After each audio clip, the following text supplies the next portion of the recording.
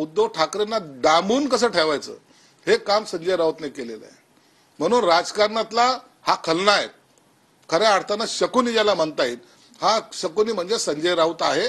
आणि या संजय राऊत मुळेच महाविकास आघाडी असेल किंवा आम्ही जेव्हा एकत्र होतो त्या टायमाला आमच्यातली फूट असेल, याला तो कारणीभूत आहे. शरद पवारांनी सत्कार केला आणि हे राहुल गांधीला गळा भेट घेण्यासाठी काश्मीरपर्यंत जातात. म्हणजे मराठी माणसाने एकत्र येऊ नये आणि मराठी माणसाच्या नावाने जे काय आव उठवतात ना, हा घाणेरडा प्रकार यांनी केलेला आहे. महत्वाचं मला एक वाटतंय, त्यांनी त्या साहित्य संमेलनाला ज्या भाषेने बोललाय की हे दलाल आहेत. अहो, या संजय राऊतला कधीतरी ते साहित्य संमेलन कळालंय का? हा सामनामध्ये येण्याच्या पूर्वी नागडे उघडे फोटो छापणारा हा पत्रकार हा आता इतरांवर टीका करायला लागलाय. मला वाटतं त्या सर्व मान्यवरांनी सुद्धा याचा निषेध केला पाहिजे. खऱ्या अर्थाने याला जोडे मारले पाहिजे. एक म्हणा ना, संजय राऊतचं करायचं काय, खाली मुंडकं आणि वर पाय, हाच त्याच्यावर एक उपाय आहे असं मला वाटतं. नक्कीच. पण एकनाथ शिंदे यांचा गद्दार म्हणून त्यांनी उल्लेख केलाय आणि गद्दारांचा सन्मान त्या ठिकाणी शरद पवारांनी करायला नको होता. हा महाराष्ट्राच्या अस्मितेला बसलेला धक्का आहे असं म्हणाले. खानदानी असावं लागतं त्यासाठी. एकनाथ शिंदे साहेब हे खानदानी आहेत, खानदानी. शिवसेना प्रमुखाचे विचार या ताकदीने पेलणारा तो नेता आहे आणि याची जाणीव शरद पवार साहेबांना सुद्धा आहे.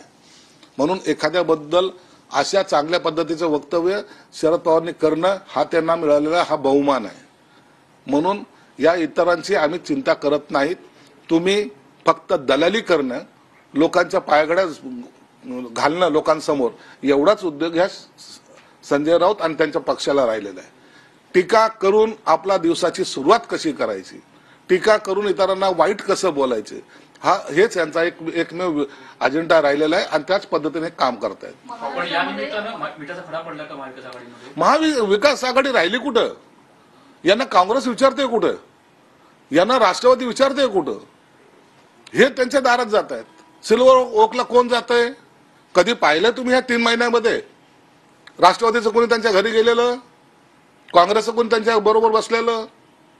त्यांनी आता यांना सोडून दिलेलं आहे. आता काय करायचं काय नेमकं हेच त्यांना सुचत नसल्यामुळं हे असे नवीन नवीन प्रकार काढतायत. परंतु येणारे कोणतीही निवडणूक असेल की काही असेल, तुम्हाला दिसेल हे एकटेच राहणार आहेत, एकटेच पडणार आहेत आणि यांचा अंत आता हा ठरलेला आहे. पवारांनी काल शिंदेचा नाही तर अमित शहा यांचा सत्कार केला अशी टीका केली. पवार साहेबांनी एकनाथ शिंदेचा सत्कार केलाय. तो महाराष्ट्राच्या एक प्रतिनिधी म्हणून त्यांचा झालेला एकनाथ शिंदेचा सत्कार ही सगळ्यात मोठी आनंदाची गोष्ट आहे.